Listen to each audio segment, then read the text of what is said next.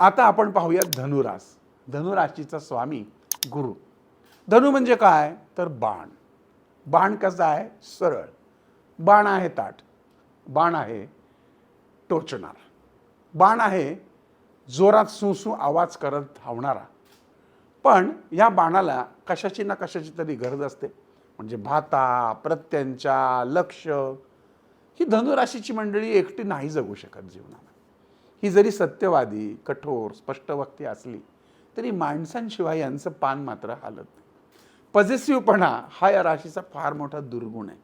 एखाद्या व्यक्तीबद्दल जर प्रेम निर्माण झालं तर ती व्यक्ती माझीच आहे, इतर कोणाची नाही, ही भावना या मंडळींची असते. मग त्यांनी कुत्रं मांजर पाळलं तरी सुद्धा तीच भावना त्यांच्या बाबतीत असते.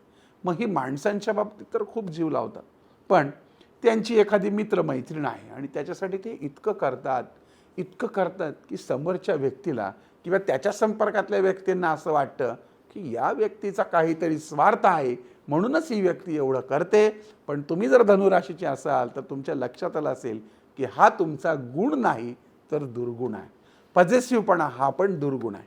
कुटुंबाच्या व्यक्तींबाबतीत तुमचा असलेला पॉझिटिव्हपणा आणि त्यासाठी तुम्ही स्वतःला करमचंद समजायला लागता.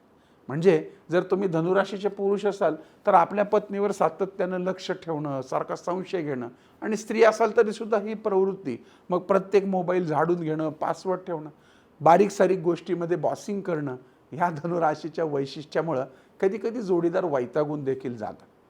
ठीक आहे, तुमच्या जोडीदाराला जिलेबी आवडते म्हणून 10 किलो जिलेबी त्याला खा खा खा म्हणून खाऊ घालणं म्हणजे त्या प्रेमाचा अतिरेक आणि अन्याय सुद्धा असतो.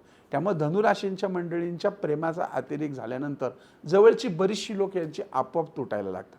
आहे ना तुम्हाला अनुभव? मग तुम्ही आता कसं वागायचं ते ठरवा. स्वामी गुरु असल्यामुळं दत्तगुरु हे तुमचं दैवत आहे.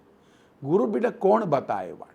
त्या पद्धतीने दत्तगुरूंची केलेली उपासना, दत्तबाबांनी तुम्ही म्हणा, दत्तस्थानांना तुम्ही भेट द्या, दत्ताची ऊर्जा तुमच्यामध्ये सामावून घ्या, नाथांची सेवा करा, साईबाबांची सेवा करा, स्वामींची सेवा करा, गजानन महाराजांची सेवा करा.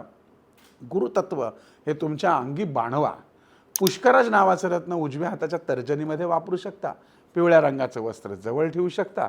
आणि अशा खूप गोष्टी आहेत ज्या तुमच्या स्वभावामध्ये गुण आणि दोष असल्यामुळं तुम्ही तुमचं लक्ष जेव्हा निर्धारित करता तेव्हा ते यशस्वी पण करता. महत्त्वाकांक्षी, धनवान, प्रत्येक गोष्टीमध्ये यश प्राप्त करणारी अशी गुरुप्रधान धनुरास